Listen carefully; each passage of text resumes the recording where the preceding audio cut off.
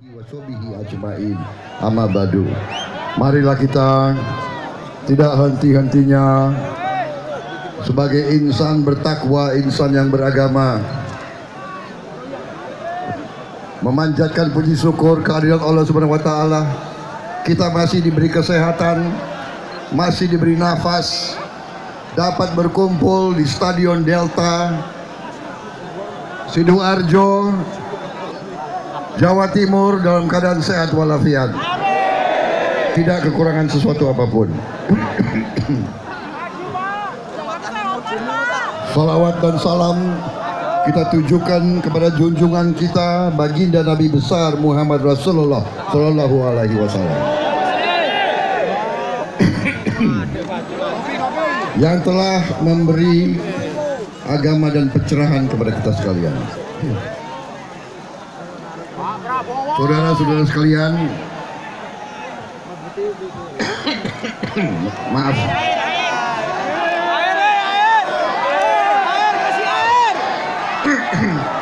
habis terlalu semangat debat tadi malam.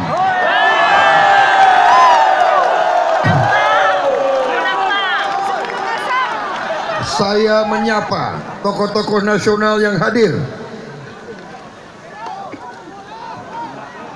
Ketua Umum Partai Amanat Nasional Bapak Zulkifli Hasan yang sudah bicara bersama Sekjen, Wakil Ketua Majelis Syuro PKS Bapak Hidayat Nur Wahid, Sekjen DPP Partai Demokrat Bapak Hinca Panjaitan, para tokoh pimpinan DPP Partai Berkarya Pak Priyo Budi Santoso, Ibu Siti Hadiati Haryadi tidak hadir. Tidak hadir. Wah, dicatat itu. Absen.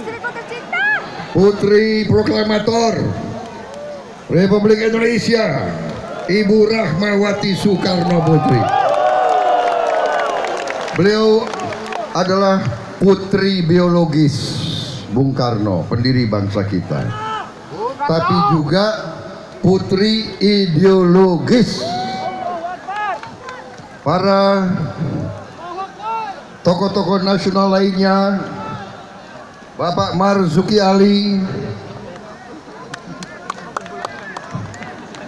tokoh Nahdlatul Ulama Bapak Khairul Anam, para anak cucu pendiri Nahdlatul Ulama, zuriyah muasis Kiai Haji Muhammad Hasib bin Kiai Haji Wahab Hasbullah, putra pahlawan nasional Kiai Haji Hashim Karim Hashim Asyari, putra pahlawan nasional Kiai Haji Irfan Yusuf Hashim Asyari, dan kiai-kiai lain yang tidak bisa saya sebut namanya satu persatu tanpa mengurangi rasa hormat. Para habaib, para tokoh alim ulama, para pengasuh pondok-pondok pesantren besar, Kiai Haji Najih Maimun Zubair dari Sarang Rembang Jawa Tengah, Kiai Haji Thohir Zain dari Bata-Bata,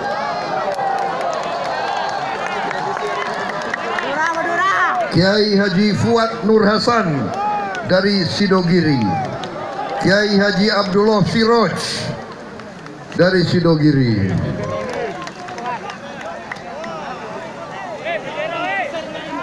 Habib Abu Bakar Assegaf,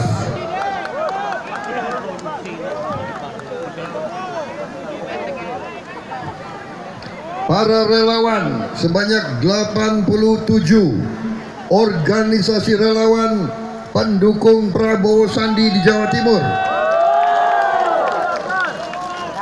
Sekber, BKSN, RGP, GMI, GRPG, Kobra 08, PPIR, Harimau-harimau tua, lengkap, banyak sekali harimau-harimau tua sekarang ini. para tokoh-tokoh partai yang hadir, pimpinan partai-partai koalisi Indonesia Adil Makmur yang saya hormati, terutama emak-emak sekalian yang saya cintai, emak-emak Jawa Timur, tangannya keras banget.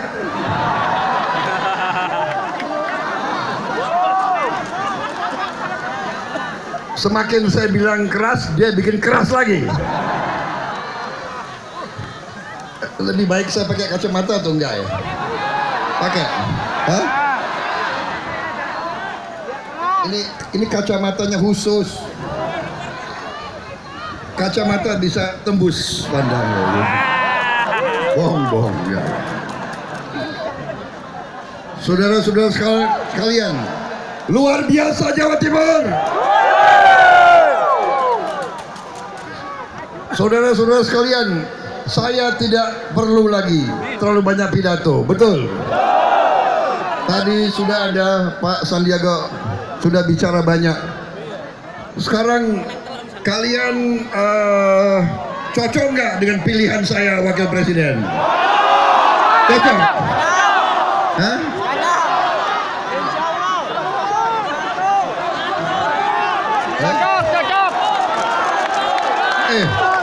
Kalau wakil harusnya lebih muda dari nomor 1, benar nggak? Ya. Harusnya lebih fit. Saya pernah nantang Pak Sandiaga. Saya pernah nantang maraton 42 kilo. Saya nantang, tapi saya naik kuda. Jangan lihat saya sekarang, lihat 20 tahun yang lalu loh. Betul. Lebih ganteng mana? Sandiaga? Prabowo atau Prabowo Subianto 20 tahun lalu? Jangan sekarang. Saudara-saudara, masih perlu saya panjang lebar pidato? Hah? Masih? Saudara-saudara sudah mengerti masalah kita? Sudah mengerti? Ya? Rakyat Indonesia ternyata rakyat Indonesia tidak sebagaimana dipikirkan oleh elit-elit di Jakarta. Elit-elit di Jakarta ya. Aku tahu karena aku bagian dari situ. Iya, aku bagian dari elit itu. Dari kecil aku kenal mereka. Dari kecil, jadi aku saksi mata. Segala ulah itu saya tahu. Karena itu saya muak. Saya tidak mau ikut mereka lagi. Saya lebih baik bersama rakyat Indonesia. Betul? Karena apa? Senyuman kalian, senyuman yang benar, jujur, ya kan? Betul. Walaupun tampang-tampang kalian ini tampang-tampang gak punya uang, betul. Tapi masih bisa senyum. Itu elit-elit brengsek itu. Udah duitnya banyak, duit dapatnya nyolong.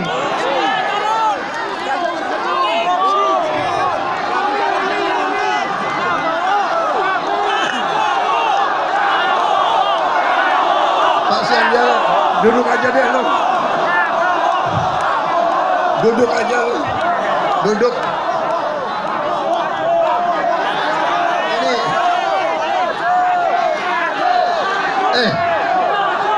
Bener-bener. Aku senang bicara di sini karena udah aku nggak ada urusan deh. Itu enggak bukan sama lo, gue kasih dadah sama itu. Televisi. Halo televisi.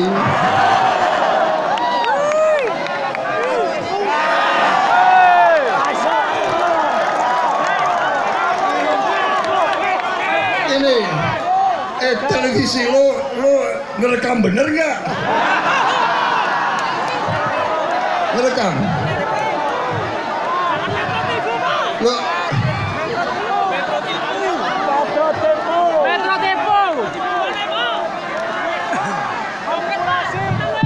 jadi saudara-saudara,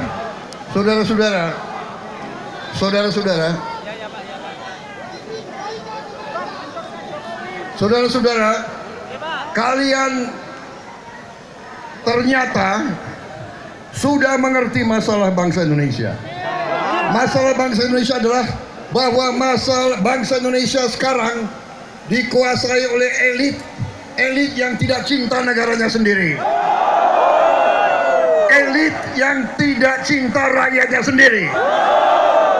Elit yang kerjanya kumpul sore-sore. Aku tahu, kumpulnya pun aku tahu di mana.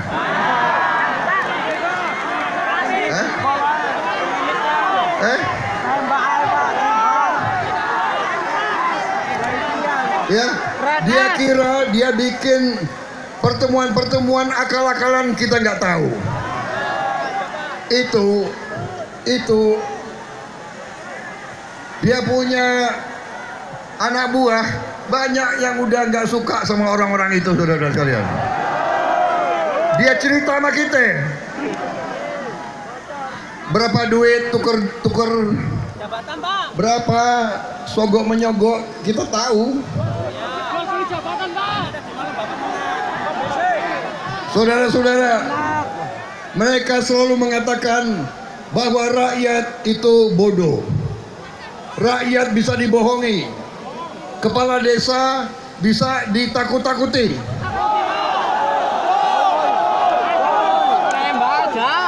Kiai-kiai bisa diancam-ancam.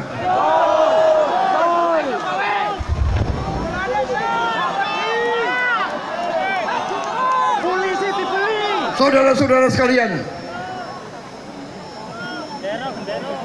udah agak mendung ini.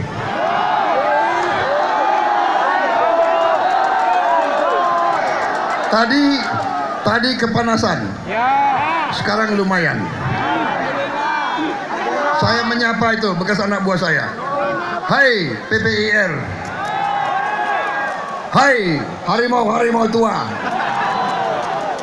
Walaupun gigimu ompong, tapi semangatmu tidak boleh surut. Sebelum kita dipanggil oleh Yang Maha Kuasa, marilah kita berjuang untuk rakyat kita yang kita cintai.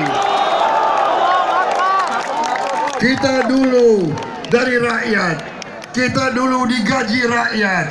Sekarang sebelum kita dipanggil oleh Tuhan, marilah kita berjuang yang terakhir untuk rakyat kita.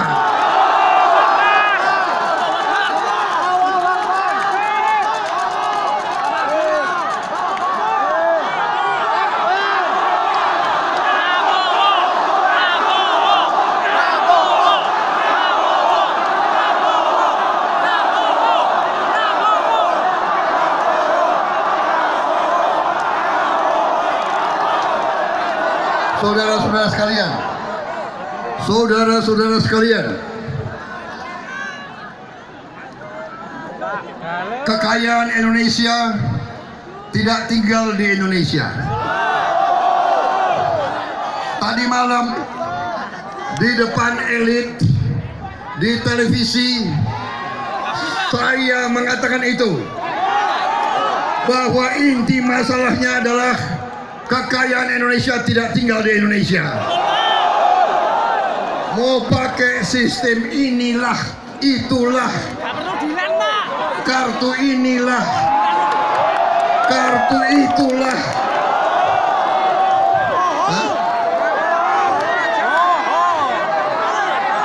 Kalau duitnya nggak ada, apain pakai kartu-kartu itu? Betul. Jadi saudara-saudara, saya ini kenal itu elit-elit itu. Habis itu nanti ada yang nanya,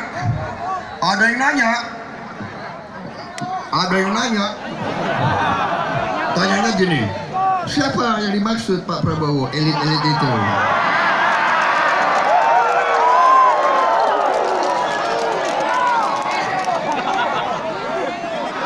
Habis itu Gue jawabnya gini, bener lo mau gue sebut? Bener lo mau gue sebut? Nanti gue sebut sekalian nama alamatnya ya. Gak berani juga dia. Saudara-saudara, jangan.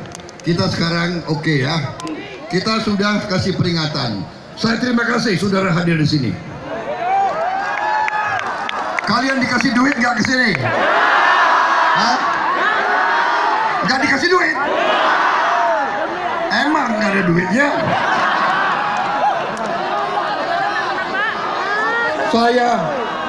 Saya terus terang saja, saya terharu karena bukan saya kasih duit, rakyat yang lempar uang ke saya.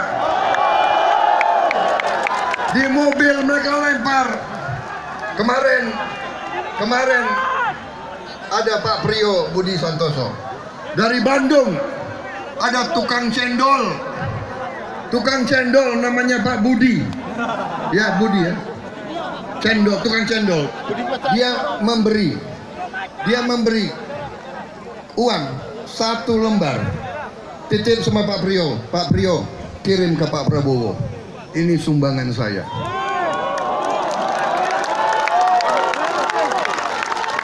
50.000 rupiah 1 lembar. Mungkin itu penghasilan dia 1 hari.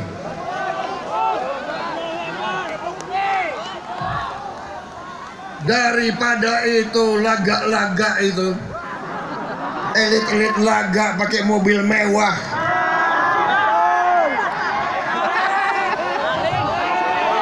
Tertidur. Oke tema.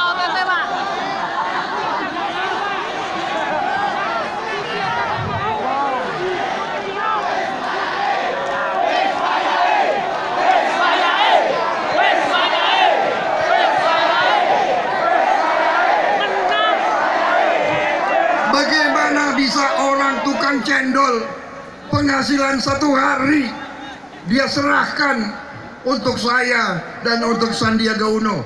Bagaimana? Bayangkan bagaimana kalau saya berkhianat kepada dia.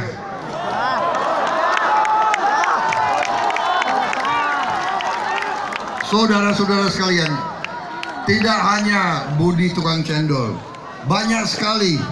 Dari mana-mana ada yang nyumbang 500.000, ada tenaga kerja kita dari luar negeri, dari Saudi Arabia, dari Hong Kong, dari Singapura, kumpulin uang, menyerahkan uang kepada saya.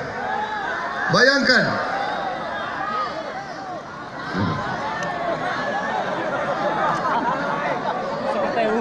Nanti. Lo simpan dulu.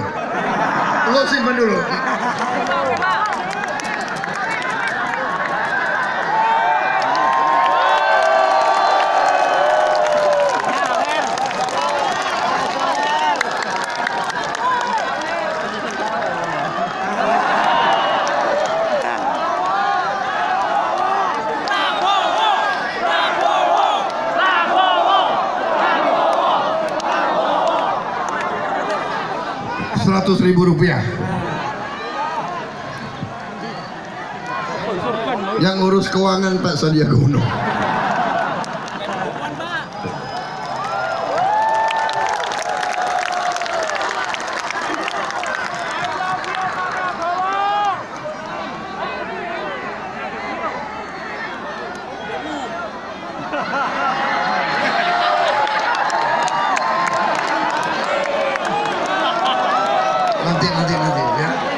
Nanti ya. Nanti disangka gue sengaja cari duit.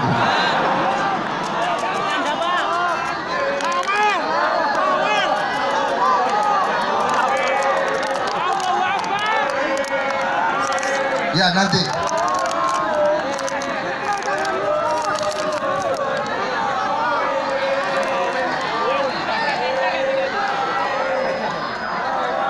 Ya saudara-saudara, nanti ya.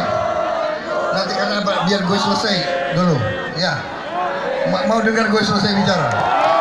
Ya? Luar biasa. luar biasa. Luar biasa. Saudara-saudara, nanti kita 17 April kita menyongsong kebangkitan kembali bangsa Indonesia. Ini negara milik kalian juga. Ini negara milik kalian juga. Tidak hanya milik orang-orang elit-elit di Jakarta itu. Saudara-saudara, terima kasih arek-arek Surabaya. Terima kasih arek-arek Jawa Timur. Saudara-saudara, kemerdekaan diproklamasikan di Jakarta 17 Agustus. Tapi kemerdekaan diuji di Jawa Timur. Saudara-saudara, rakyat Jawa Timur dipelopori oleh para ulama, para kiai dengan resolusi jihad, berani berdiri dan melawan penjajah, tidak menyerah kepada ultimatum asing. Saya ada nggak pidato Bung Tomo bisa didengarkan nggak? Hah? Ada?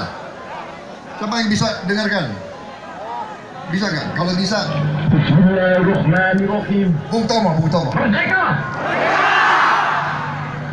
Saudara-saudara, rakyat jelata di seluruh Indonesia, terutama saudara-saudara penduduk kota Surabaya,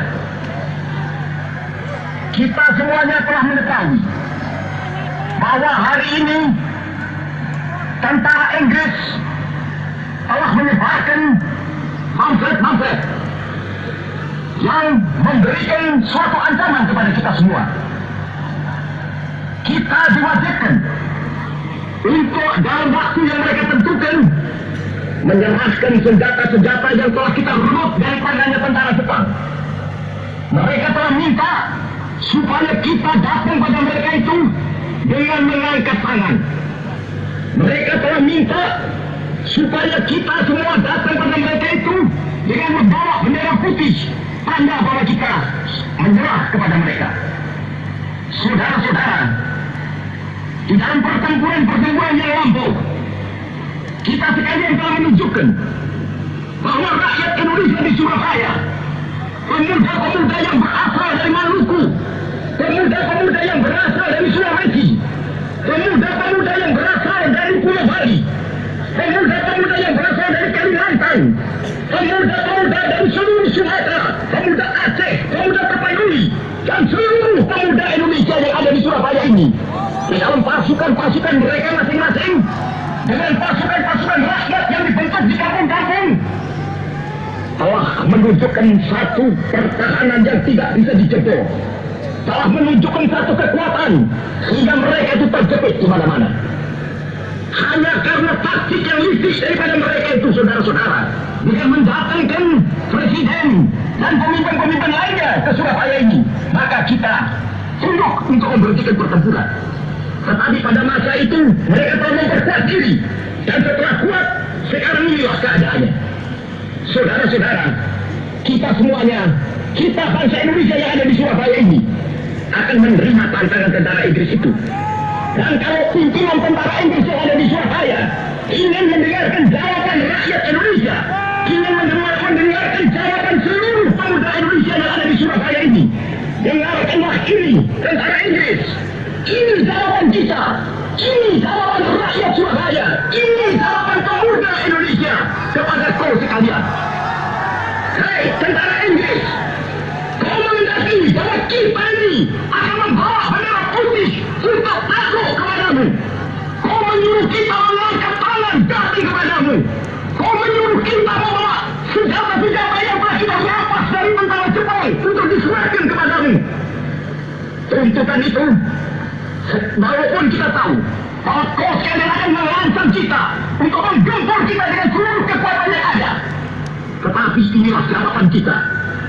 Selama banteng-banteng Indonesia masih mempunyai karakter yang dapat membuat tarik kain putih, merah dan putih, maka selama itu tidak akan kita mau menyerah kepada siapapun juga. Saudara-saudara rakyat Surabaya, siaplah, keadaan genting. Tetapi saya peringatkan sekali lagi, jangan mulai menembak. Baru kalau kita ditembak, maka kita akan ganti menyerang mereka itu. Kita tunjukkan bahwa kita ini adalah benar-benar orang yang ingin merdeka. Dan untuk kita, saudara-saudara, lebih baik kita hancur dulu daripada tidak merdeka, sebelum kita tetap merdeka atau mati. Dan kita yakin, saudara-saudara, pada akhirnya pastilah kemenangan akan jatuh ke tangan kita. Sebab Allah selalu berada di pihak yang benar. Percayalah, saudara-saudara, Tuhan akan melindungi kita sekalian. Allahu Akbar.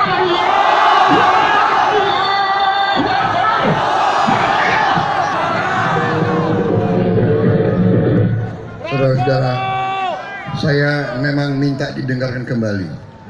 Seolah-olah Bung Tomo bicara kepada kita sekarang.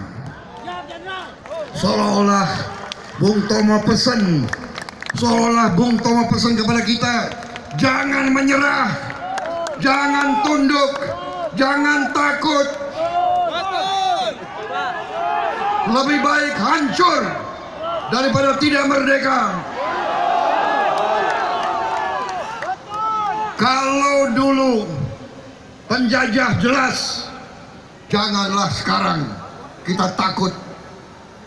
Kalau penjajah itu memang dari bangsa kita sendiri. Dan saya menghimbau, masih menghimbau, tapi sudah mulai memberi peringatan. Hai, kalian-kalian yang dalam posisi-posisi tertentu, kalian-kalian yang memegang posisi-posisi sekarang, jangan lupa posisi itu, jabatan itu, pangkat itu berasal dari rakyat Indonesia.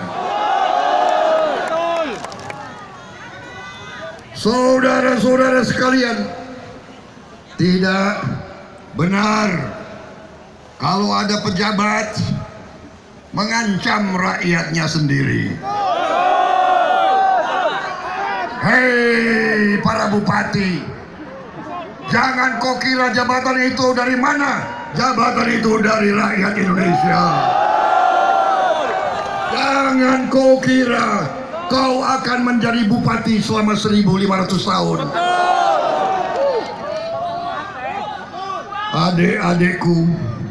Adik-adikku, para jenderal yang masih aktif, ingat sumpah kita bahwa kita harus membela negara, bangsa dan rakyat Indonesia, membela seluruh rakyat Indonesia, tidak membela segelintir rakyat Indonesia. Adik-adikku, kembalilah ke rakyatmu yang sejati. Rakyatmu mendambakan engkau. Janganlah kau membela orang perorangan. Belalah negara, bangsa dan rakyat Indonesia.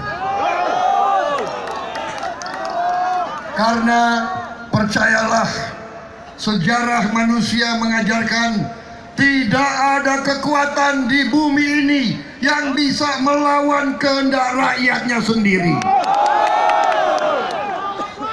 Betul. Kalian kalau diancam, kalian takut atau tidak? Kalian dibagi-bagi sembako, kalian akan berubah atau tidak? Jadi, saudara-saudara, ini ada cerita ini. Lo mau dengar gak cerita? Mau? Benar ya? Jadi, ini cerita nih ya. Saya baru dapat nih, cerita ini baru dapat satu. Jadi, ada pejabat-pejabat tertentu, nggak tahu deh maksudnya apa. Dia kumpulin anak buah. Dia perintahkan anak buah, kau berangkat ke kota ini, bawa sembako ini, bagi-bagi, dan ajak tokoh-tokoh masyarakat untuk memilih pihak tertentu. Ya. Kemudian apa yang terjadi? Anak-anak buah itu siap Pak, berangkatlah ke kota itu. Kemudian dia bagi-bagi sembako ke rakyat. Tapi dia bilang jangan pilih yang fotonya ada di sembako.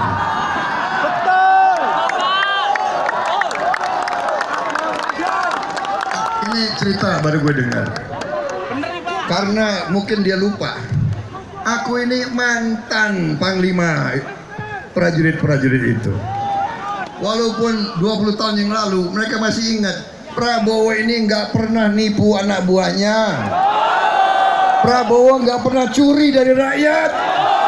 Prabowo tidak pernah curi dari anak buah.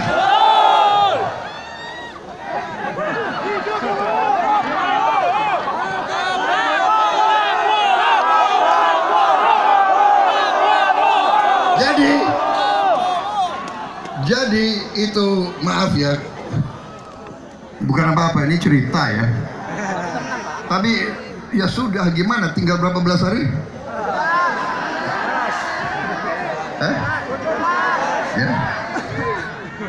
Enggak, saya ini kasihan sama, aku kasihan sama adik-adikku yang, jangan kau keliru, jangan melawan rakyatmu, kau pasti kalah. Hah?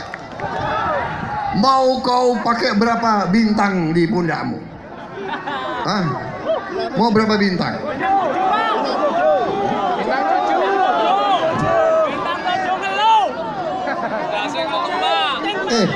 Dia itu ya, mungkin mereka ini nggak tahu, gue nggak tahu. Sorry ya, minta maaf area-area Surabaya, aku ini orang Jakarta ini. Nggak apa-apa ya? Boleh nggak? Saya kalau gembira, aku pakai gue lolo. Hanya dua keadaan saya pakai. Satu gembira, kedua dongkol. Kalau dongkol gue juga pakai. Saya lagi gembira sekarang ini. Kenapa? Karena saya lihat tampang-tampang kalian ini semua. Dan saya mencium bau keringatmu semua ini. Karena saya tahu kalian duitnya kurang, nggak bisa beli parfum gitu aja. Betul? Hah? Luar biasa, tadi panas, sekarang agak mendung. Betul? Sejuk. Betul. Saya lagi gembira. Kenapa? Karena antum-antum ini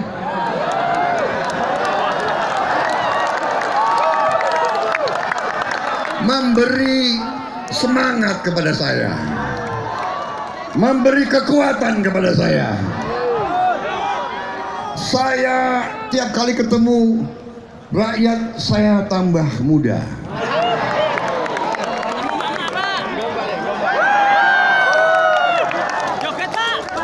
Jadi saudara-saudara, jadi bukan apa-apa. Ya saya itu senang sekali dapat laporan itu. Jadi rakyat kita nggak bodoh. Kepala desa kita juga nggak bodoh. Dipanggil. Ada kisah kepala desa dipanggil bupati. Kalau tidak menangkan ini, kamu akan ini. Gitu. Habis itu kepala desa pakai ilmu kuno, ilmu nenek moyang, ilmu melawan penjajah. Iya kan? Dulu kalau penjajah datang ke kampung, ya kan? Dulu penjajah kan apa itu Belanda kan? Jadi dia bahasa Indonesia tapi logatnya Belanda. Hei, kue orang Jawa, kue orang hati-hati ya. Jangan coba-coba melawan kita. Jangan coba-coba melawan Kopri. Siapa yang gaji kamu?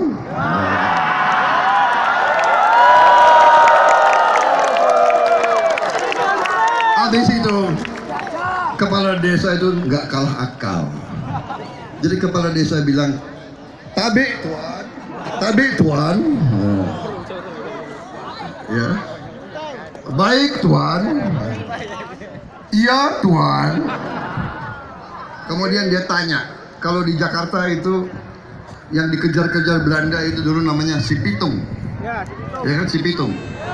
Hei, kepala desa, kau kasih tahu di mana si Pitung? Ya tuan. Di mana itu si Pitung rumahnya? Di situ tuan. Di mana? Jalan terus, nanti ada jembatan tuan. Belok kiri, ada pohon mangga tuan. Pohon mangga banyak banget. Habis pohon mangga belok kanan. Kemudian ada sungai lagi tuan. Belok kiri terus. Itu rumahnya si Pitung. Si Belanda pergi ke situ lah. Sampai dia kesasar. Marah-marah kembali ke kepala desa. Kepala desa, goblok kamu. Kiri kanan terus. Kurang aja kau. Jadi kepala desa kita nggak bodoh. Dipanggil, iya Pak Bupati. Dalam Pak Bupati. Ya kan? Baik, saya akan amankan, saya akan menangkan. Begitu kembali,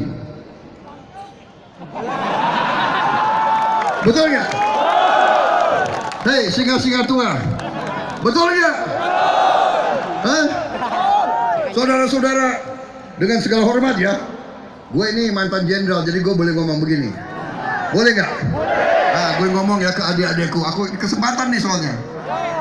Adik-adikku, para jenderal yang sedang menjabat, ingat sumpahmu kepada rakyat.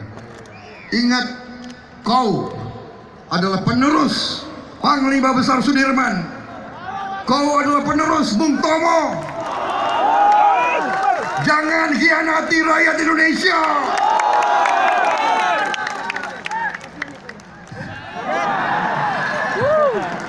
Adik-adikku yang aku cintai, adik-adikku yang aku cintai, ini pelajaran dari seorang kakak. Saya memberi pelajaran ilmu kepemimpinan militer, bahwa tidak ada jenderal tanpa kopral-kopral dan sersan-sersan itu. Yang jadikan saya jenderal, para kopral dan para sersan itu. Rakyat yang jadikan saya jenderal. Jadi jangan kau kira kau bisa perintah-perintah seenaknya. Tentara Nasional Indonesia tidak akan mengikuti pemimpin yang tidak benar, saudara sekalian. Ini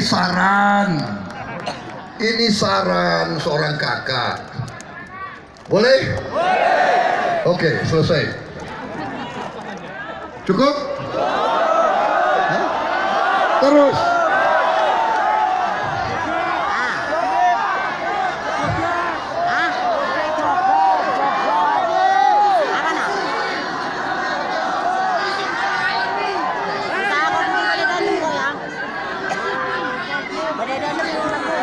Jadi saudara nggak capek dari pagi? Hah?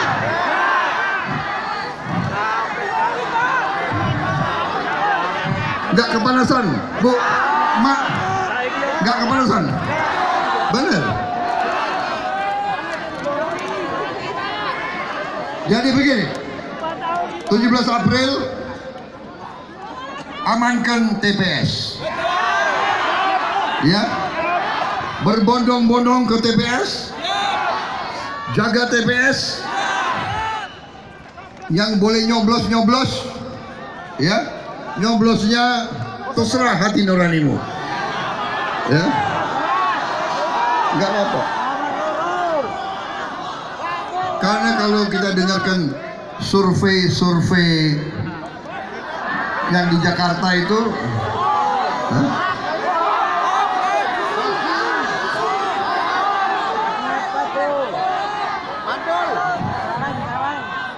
Jadi saudara-saudara, sangat penting juga tolong para pimpinan di RT-RT sebelum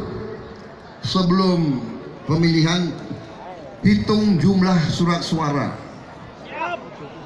Karena kemungkinan ada hantu-hantu yang mau ikut nusuk. Ya. Berani nggak kalian? Hah? Berani ya? Ingat, kalian jangan mikir kalian mencoblos supaya Prabowo Sandi jadi presiden wakil presiden. Kami hanya alat. Kau ingat, kau coblos untuk anak-anakmu dan cucu-cucumu. Hei para pemuda dan pemudi, kau coblos.